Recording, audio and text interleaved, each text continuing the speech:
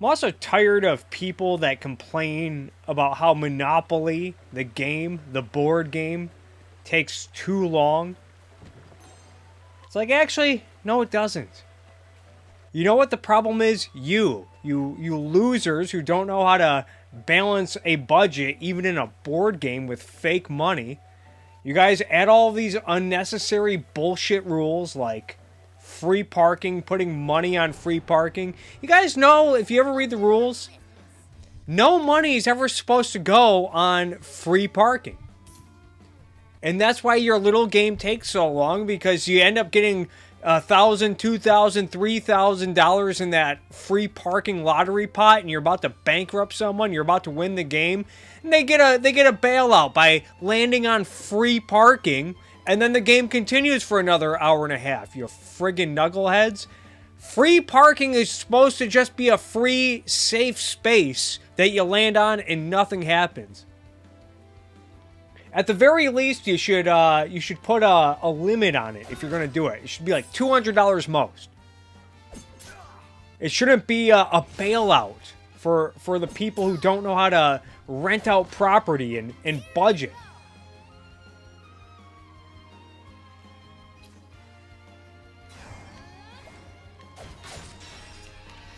You know what else people do wrong is if they don't buy, when you're going around the board, you're buying property. If you land on a spot and no one buys that, if you land on the spot and you say, you know what, I don't want to buy this. I don't want to buy Oriental Avenue. I don't want to buy St. James Place.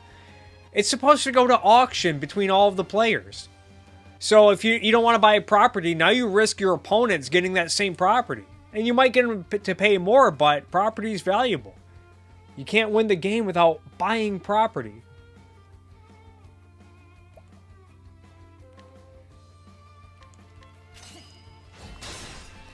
Another thing people do wrong is when buying and selling houses. A lot of people, they'll buy houses and they'll think, oh, if I land on a hotel with these houses, I can just sell the houses back for what I bought them for and pay it. No harm, no foul. No. If you buy a house or a hotel and you end up needing to sell it to pay your debts because you're living high on your high horse on Boardwalk Avenue, staying in hotels that your broke ass can't afford.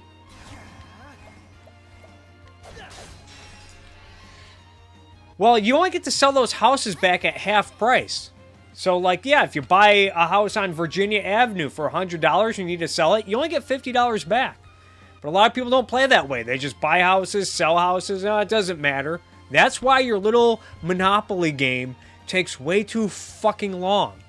Same with mortgaging property. If you have to mortgage property for money to pay off people, you land on a community chest and you get taxed. You got to pay the bank. You need a mortgage property.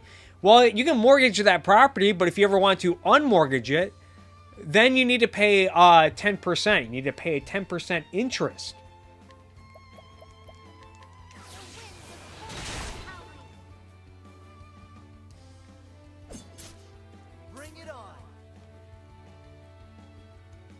So yes, you need to play by the rules.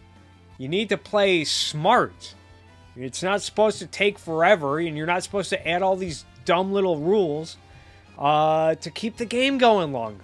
Anyway, the reason I say that is because I really like Monopoly, if you couldn't tell. I know that game like the back of my hand. It takes a lot of strategy, and takes some, there's a lot of luck involved, but you got a budget. I think that, when you play it with your kids, it can teach them some good values. We've all seen the video of the kid crying because he had to pay taxes. Here we go. Of course, I know it started off as anti-capitalist propaganda, and it's based on a zero-sum world. Hey, it's a friggin' board game, okay? What do you want me to say?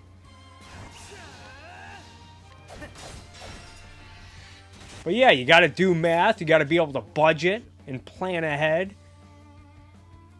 And strategize.